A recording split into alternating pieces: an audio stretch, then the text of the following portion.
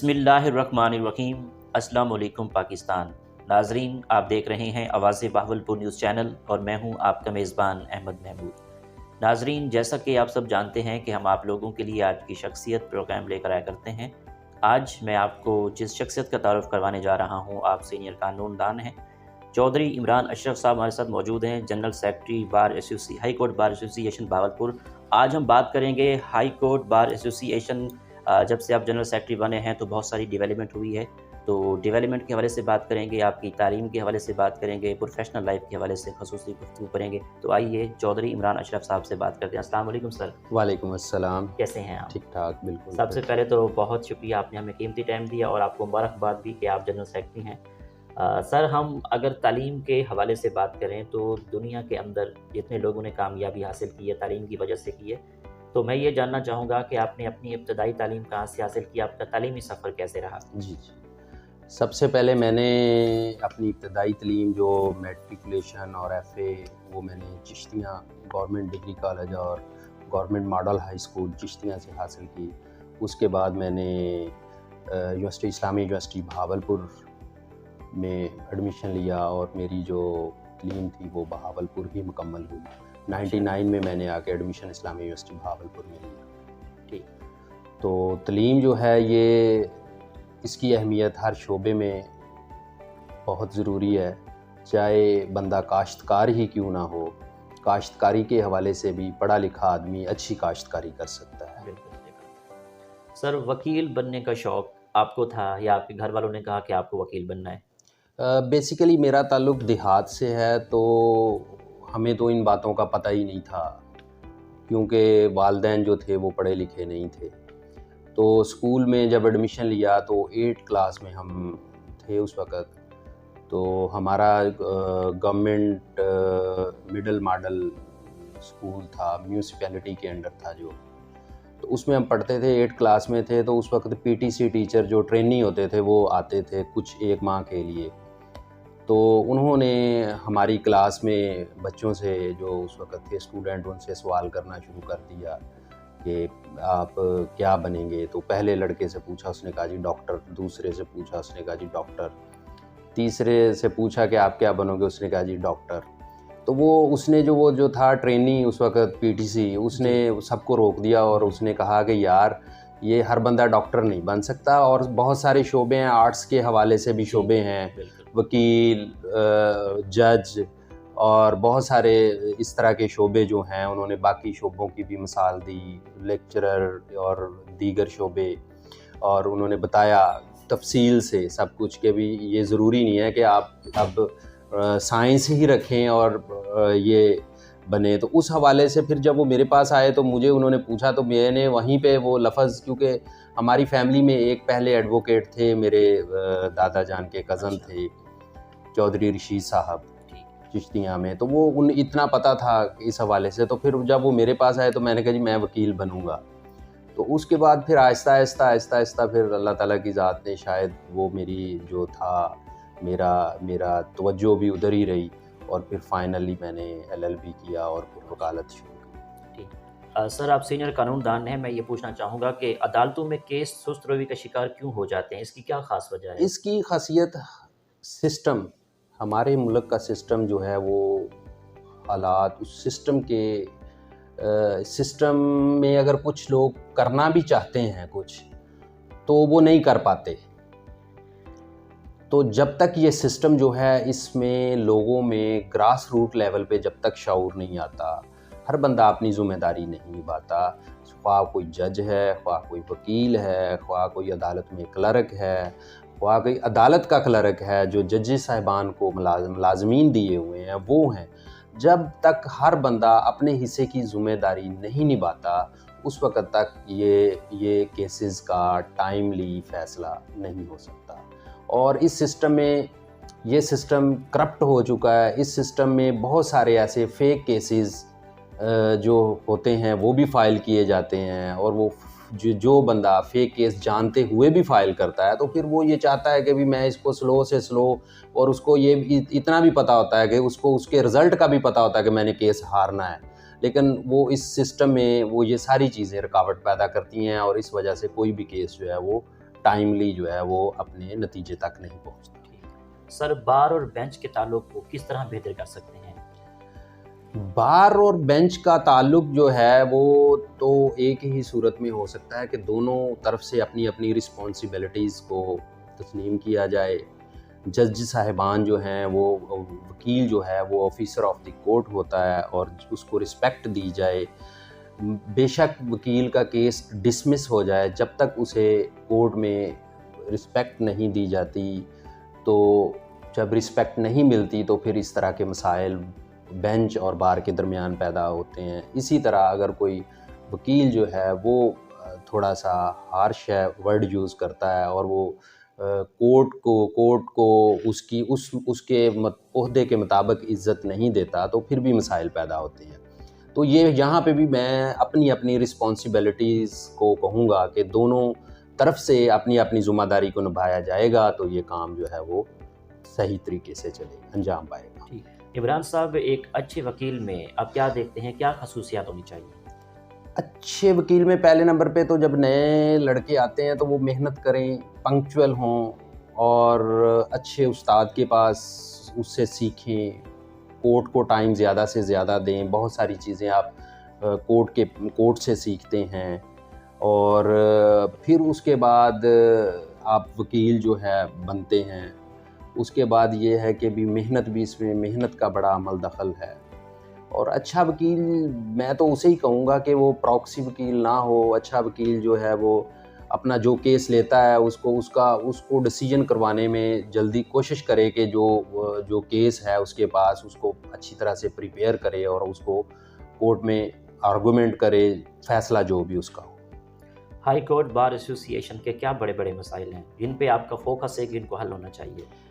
High court bar ایسوسی ایشن ہمارے بہاولپور جو ہے ادھر تو سورس آف انکم ہماری نہیں ہے، صفر سورس آف انکم ہے۔ ہمارے پاس ایک انکم تھی جو تھی کینٹین کی یا کیفیٹیریا لگا لیں، وہ نہ ہونے کے برابر ہے۔ اس کا پہلے اس کا ٹھیکہ جو تھا وہ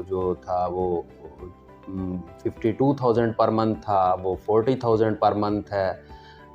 مہنگائی، جو بھی ٹھیکیدار آتا ہے وہ چیختا ہے کہ مجھے پیسے پورے نہیں ہوتے، پھر وہ کوالٹی لو کرتا ہے۔ تو ہمارے پاس سورس آف انکم بالکل نہ ہونے کے برابر ہے۔ اس کے علاوہ اور کوئی سورس آف انکم نہیں ہے۔ جو ہمارا سائیکل سٹینڈ والا ہے، وہ جب ہم نے چارج لیا تو پتہ چلا کہ 1 سال سے اس نے پیسے ہی نہیں دیے ہوئے تھے جی، وہ کرونا کی وجہ سے جی پتہ چلا جی اس نے اپلیکیشن دی ہوئی ہے کہ مجھے وہ بھی کرایہ معاف کر دیں، 18,000 پر منتھ تھا۔ تو وہ میں نے جب ہم آئے تو ہم نے بس اتنا کیا کہ میں جو میرے دور کا کرایہ تھا کہ وہ دے رہا ہے باقاعدگی سے۔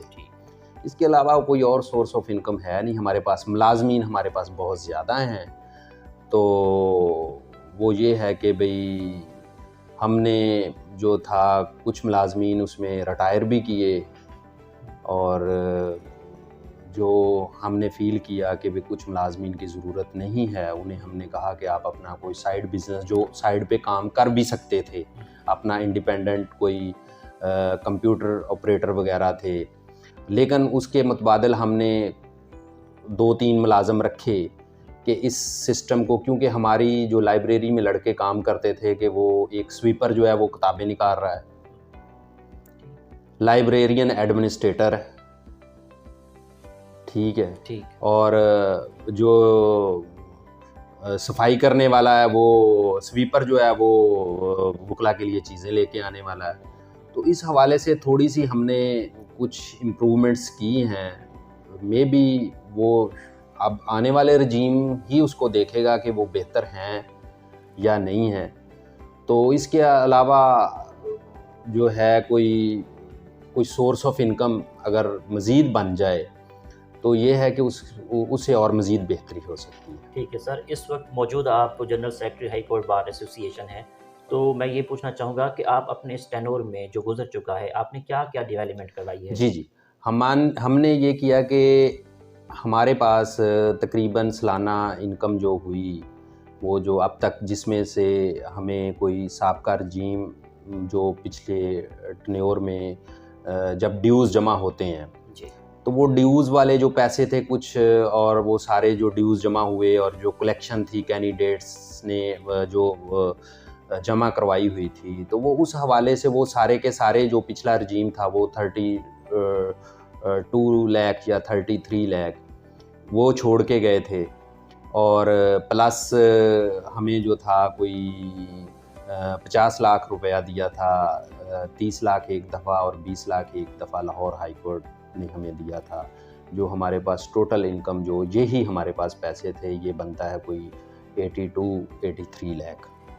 اس میں سے ہم نے یہ کیا کہ ہمارے کوئی چلر جو تھے پرانے زمانے کے 2007-8 کے چل رہے تھے بار روم میں، تو وہ میں نے 4 ٹن کے وہ 4 اچھی یعنی کہ انگلینڈ کی کمپنی کے وہ ہم نے لگوائے، اور وہ کوئی 9.25 لاکھ روپے کے وہ آئے۔ کینٹین تھی اس کے اندر 90,000 کے 2 ہم نے 1.5 ٹن کے اے سی وہ ہم نے لگوائے۔ تو اس حوالے سے کوئی ایسے ہی کوئی اے سی تبدیل کیے، ان میں سے 1-2 اے سی جو کام کے تھے ان کو لائبریری میں شفٹ کیا۔ یہ گیا 12 لاکھ روپے کا کام ہم نے جو اے سی او کے حوالے سے اس میں سے جو ہم نے اخراجات کیے۔ اس کے علاوہ جو تنخواہیں ہیں ہمارے پاس 13, 14, 15 ملازمین کام کرتے ہیں، وہ ان کی تنخواہیں کو بن جاتی ہیں، اس میں سے 20,000 سے لے کر 35,000 تک ہمارے ملازمین جو پے لیتے ہیں، وہ 13-14 ملازمین ہیں، وہ کوئی 36 لاکھ 40 لاکھ وہ ملازمین کی تنخواہوں کی مد میں نکلا۔ اس میں سے 2 لاکھ ایسے ہے کہ بھی جب عید آتی ہے، پرانے زمانے سے ایک روایت چلی آ رہی ہے کہ سب ملازمین کو ایک تنخواہ جو ہے وہ بونس دی جاتی ہے، لیکن میں نے یہ کیا کہ ان کو ہم نے ہاف بونس دیا۔ میں نے کہا کہ آپ لوگوں کی تنخواہیں اچھی ہیں تو اس حوالے سے ہم آپ کو فل بونس لیکن انہوں نے کہا جی ہمیں پرانے رجیم جو تھے وہ فل ایک تنخواہ دیتے رہے، لیکن میں نے ان کو ہاف دی۔ تو یہ کچھ 36 لاکھ ادھر چلا گیا اور 12-13 لاکھ ادھر چلا گیا۔ 2 ملازمین ہم نے ریٹائر کیے، وہ 7 لاکھ ادھر ہم نے دیا، تو یہ بن جاتا ہے کوئی 48 اور 12 60 لاکھ، تو یہ سیدھا بن گیا، ٹھیک ہے۔ اس کے علاوہ ہم نے جو کینٹین تھی اس کو ہم نے ویل فرنشڈ کیا، اور اس کا جو واش روم تھا وہ اس میں وہ بالکل ہی نیا، اس میں ہر چیز نئی ڈلوائی، اور اس کو کیونکہ وہاں پہ بیٹھنے والے اور وہاں پہ بڑے، اس کی چھت جو تھی وہ بھی بس بہت خستہ حال تھی، ایسے تھا کہ گرنے والی ہے، اس کو ریپیئر کروایا اور اس کی واش روم کو تبدیل کروایا۔ کو 3-4 لاکھ روپے کا کام ادھر ہوا، اور ایسے ہی ہماری جو لائبریری تھی اس کی حالت یہ ہوگی کہ فائنلی بارش کی وجہ سے اس کی جو سیلنگ تھی وہ گر گئی ایک کمرے کی۔ پھر ہم نے اس کی ساری میں نے اوپر سے چھت اس کی ریپیئر کروائی، اور اس کی سیلنگ کا کام اپنی رجیم کی سارا کام، یہ نہیں ہے کہ میں خود کر رہا ہوں، اس میں ہمارا پریزیڈنٹ اور ہماری جو رجیم ہے وہ سارے کے سارے ہم اپنی مشترکہ سب کی یہ محنت کی وجہ سے ہوا۔ تو وہ ہم نے اس کی جو کوئی 4-5 لاکھ روپے کا جو ہے کام ہم نے اس میں ساری کی پیلنگ اس کی کروائی ہے، اس کی سیلنگ کروائی ہے، اس میں لائٹیں تبدیل کی، ان کے فینز جو تھے، فینز میرا خیال 1972 کے یا 75 کے جب کبھی پنکھے ایجاد ہوا ہوگا پاکستان میں، اس وقت کے پنکھے جو تھے وہ چل رہے تھے، وہ ہم نے پنکھے جو ہیں وہ نئے لگوائے ہیں۔ تو یہ کچھ 4-5 لاکھ روپے کا ہمارا جو ہے وہ لائبریری میں آئی ٹی سینٹر جو ہے وہ ہم نے اس ہمارے جو پارٹس تھے وہ میاں نوازش علی جب پریزیڈنٹ تھے ان کے دور میں ہمیں کمپیوٹر ملے تھے ہماری لائبریری کو، تو ایک کمپیوٹر اور ان کے ساتھ کو 5 یا 4 غالباً جو تھے وہ پرنٹر تھے۔ تو جب ہم نے دیکھا تو اس میں سے 2 کمپیوٹر چلتے تھے اور 2 پرنٹر چلتے تھے، تو پتہ چلا کہ جی باقی جو کمپیوٹر ہیں ان کے پارٹس جو ہیں وہ ان کے اندر پارٹس ہے ہی نہیں، وہ یا چوری ہو چکے ہیں تو یا ان کے اندر ہے ہی نہیں، یا کبھی مکینک کے پاس ٹھیک ہونے کے لیے کوئی کمپیوٹر گیا تو وہ واپس ہی نہ آیا۔ تو اس حوالے سے وہ ذمہ داری جو تھی وہ صدر صاحب نے ایک کمیٹی بنائی تھی جو ایگزیکٹو ممبران کی، تو وہ کمیٹی والوں نے ان کے پارٹس جو تھے وہ نئے تبدیل کیے، اور وہ سارے کمپیوٹر جو ہیں وہ اب اللہ تعالیٰ کے فضل و کرم سے پرنٹر اور کمپیوٹر وہ سارے کے سارے کام کر رہے ہیں۔ اس حوالے سے ہمارے جو تھا بکس کے حوالے سے، جو کیس لاء کے حوالے سے تھا کہ ہمارے جو سابقہ ملازمین جو تھے وہ یہ کرتے تھے کہ جو پاس ورڈ تھا وہ باہر وکلا کو جن کے ساتھ دوستی ہوتی تھی ان کو پاس ورڈ دے دیتے تھے، اور نہ صرف پاس ورڈ دے دیتے تھے، جب وکیل کوئی کیس لاء لینے آتا تھا تو اس کو کہتے تھے جی، کبھی کہتے تھے پرنٹر خراب ہے، اور کبھی کہتے تھے کہ جی وہاں پہ ہمارے پاس پیپر نہیں ہے، کبھی کہتے تھے کہ نیٹ نہیں چلتا۔ تو سب سے پہلے میں نے یہ کام کیا کہ جو وہاں پہ اس وقت ملازم کام کر رہے تھے ان کو اس شعبے سے ہم نے تبدیل کیا with the consent of president. تو اور وہاں پہ 2 نئے جو آئی ٹی ایکسپرٹ لڑکے، ایک خاتون ہے اور ایک لڑکا ہے، وہ ہم نے رکھے تاکہ جو بھی وکیل آئے اور وہ یہ آگے سے اس کو یہ نہ سننا پڑے کہ جی کیس لاء جو ہے وہ آج پرنٹر خراب ہے، آج نیٹ نہیں چل رہا، اور آج اس کی انک ختم ہے۔ یہ والے مسائل کو ختم کرنے کے لیے ہم نے جو ہے وہ اس حوالے سے جو ہماری وہ اس وقت کمیٹی تھی اس نے اچھا کام کیا جو بھی تھا۔ تو باقی ہماری ڈسپینسری جو ہے وہ ملک رفیق صاحب ہمارے نائب صدر، سینئر نائب صدر ہیں، ان کی مدد سے ہم نے شروع کی تھی۔ وہ ڈاکٹر صاحب اور ایک ڈسپینسر صاحب جو ہے وہ صبح 8 بجے سے لے کر شام تقریباً 3-4 بجے تک اویلیبل ہوتے ہیں، اور ہم نے ایک ڈسپینسری انڈیپینڈنٹ ان کے لیے ایک رینوویشن، ڈسپینسری کی رینوویشن جو ہے وہ سٹارٹ کی ہوئی ہے۔ انشاءاللہ تعالیٰ وہ بھی پایا تکمیل تک ہماری ڈسپینسری پہنچ جائے گی۔ تو اس کے علاوہ جو رقم کے اخراجات کے حوالے سے میں بتا رہا تھا آپ کو کہ یہ باقی ہم نے 5 لاکھ ادھر لگ گیا، لائبریری میں 65، اور اس کے علاوہ ہمارے پاس کوئی 15 لاکھ روپیہ پڑا بھی ہوا ہے، اور کیونکہ آگے ملازم جو بھی کام چھوٹے موٹے جو کام ابھی چل رہے ہیں، اور اس کے علاوہ دیگر بلب کوئی نہیں ہے، کسی کبھی وہاں بلب نہیں ہے کہ وہاں چیز نہیں ہے، وہ چھوٹی موٹی چیزیں جو ہیں وہ بھی اس میں سے کر رہے ہیں۔ اس کے علاوہ شوگر کے حوالے سے 1-2 دفعہ ہم نے کٹس بھی جو ہے شوگر چیک کرنے والی ڈاکٹر کو بھی لے کر دیں، 1122 والوں کو بھی لے کے دیں کہ اگر کوئی وکیل شوگر چیک کرواتا ہے تو اس کی شوگر جو ہے وہ فری آف کاسٹ چیک کی جائے۔ سر ان فیوچر آپ کے کیا پلانز ہیں؟ جو آپ کا ٹینور بچتا ہے آگے کیا سوچ رکھا ہے آپ نے؟ ان فیوچر ہم جو دیکھیں 2 کام میں نہیں کر سکا۔ ایک جو میری بڑی خواہش تھی کہ ہم ریسٹ ہاؤس جو ہے اس کا قبضہ حاصل کر لیں، لیکن وہ یہ لیک آف ٹائم کہہ لیں، وہ مل سکتا ہے، یہ نہیں ہے کہ نہیں مل سکتا، وہ اتنا اس میں ڈیفیکلٹی نہیں ہے، وہ مل سکتا ہے انشاءاللہ تعالیٰ۔ میری خواہش ہوگی کہ آنے والے رجیم میں کوئی دوست ہمیں تھوڑی سی بھی محنت کرے گا تو وہ ضرور مل جائے گا۔ باقی بار روم کے حوالے سے ہمارا انشاءاللہ تعالیٰ ہماری پرپوزل جو ہے وہ چیف صاحب نے ایکسیپٹ کی ہے۔ ہماری خواہش ہے کہ یہ جو نیا بار روم ہو، 3 سٹوری ہو، جس میں کیفیٹیریا ہو، لائبریری ہو، اس کا ہم نے سائٹ پلان جو ہے وہ ہمارا بن گیا، منظور بھی ہو گیا ہے، اور سینئر جج صاحب نے اس کے اوپر سائن بھی، اس پہ ہمارے صدر صاحب جو ہیں، پریزیڈنٹ جو ہے وہ اس کام پہ وہ ورک کر رہے ہیں۔ تو انشاءاللہ ہماری امید ہے ہمیں کہ وہ PC1 میں وہ شامل ہو جائے گا، اور اگر وہ PC1 میں شامل ہو گیا تو انشاءاللہ تعالیٰ ایک بہت ہی لگژری قسم کا ہمارا بہت بڑا بار روم ہوگا، لیڈیز بار روم ہوگا، اس میں لائبریری ہوگی، جس میں ہم وکلا کے لیے سائڈ سے بیک سائڈ پہ جو یہ ہمارے چیئرز پر وکلا ہیں ان کے لیے ہم نے کچھ جگہ بھی لکھ کے دی ہے کہ وہ تاکہ ان کو چیئرز والی جگہ آنے والے دور میں 2 سال بعد جو بھی پریزیڈنٹ ہوگا وہ اگر ہمارا بار روم بنتا ہے ان لوگوں کو وہاں پہ اس جگہ پہ ایڈجسٹ کر کیا جائے۔ سر آپ کون سے کیس ہینڈل کرتے ہیں؟ میں کرمنل ورک کرتا ہوں۔ سر اگر سیاست کے حوالے سے بات کریں تو آپ قانون دان ہیں، آپ کو بہتر پتہ ہوگا کہ موجودہ سیاسی صورتحال پر آپ کا کیا تبصرہ ہے؟ ہمارا سسٹم ہی کرپٹ ہو چکا ہے، اس میں کیا سیاسی صورتحال ہے، کوئی بھی ڈالر جو ہے وہ رک نہیں رہا، جب تک یہ ڈالر نہیں رکتا، پاپولیشن جو ہے وہ ہماری کنٹرولڈ نہیں ہے، ہماری پولیسز جو ہیں پاپولیشن کے مطابق بنتی نہیں ہیں۔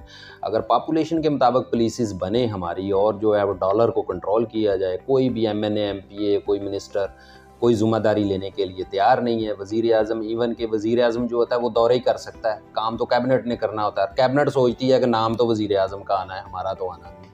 بس یہ ہمارا سسٹم ہی اس طرح کا بن گیا ہے، بھلا اللہ خیر کرے۔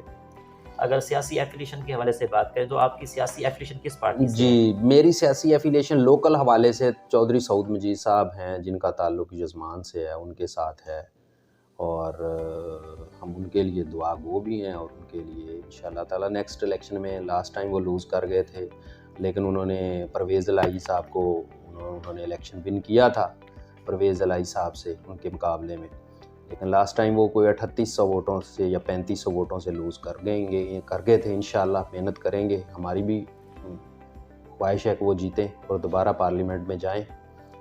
پڑھے لکھے آدمی ہیں اور علاقے کے حوالے سے بھی ٹھیک ہیں، وہ کوئی کمیشن نہیں لیتے، ایون کہ وہ جو پرسنٹیج ہوتی ہے ایم این اے کی جو ڈیولپمنٹ ہوتی ہے تو انہوں نے وہ اللہ تعالیٰ نے ان کو بہت کچھ دیا ہوا ہے، انہیں ضرورت ہی نہیں ہوتی کہ وہ کمیشن لیا جائے یا کچھ، تو وہ جو ہماری خواہش ہے کہ وہ جیتے۔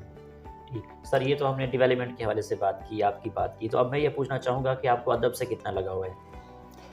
ادب سے لگاؤ کے حوالے سے، ادب کے حوالے سے تو بس آپ یہ کہہ سکتے ہیں کہ کبھی سن لیا تو چل پڑے، بس یہی اتنا کی ادب کے حوالے سے، یا کیس کے حوالے سے جب کبھی کیس تیار کیا تو اس کے حوالے سے جو ہوتا ہے کوشش کرتے ہیں۔ پرانے زمانے میں تو جب بطور جونیئر میں اپنے استاد ملک صادق محمود خرم صاحب کے ساتھ کام کرتا تھا، اس وقت تو ہم کتابیں پڑھتے تھے، لیکن اب کمپیوٹر آ گیا ہے، کمپیوٹر کی وجہ سے آئی ٹی کی وجہ سے وہ پریپوزیشن دے دیتے ہیں، وہ متعلقہ کیس کا اس میں آ جاتا ہے اور وہ کر لیتے ہیں، بس اتنا سا کام اب ادب کے حوالے سے جو رہ گیا۔ آپ کی آئیڈیل پرسنالٹی کون ہے؟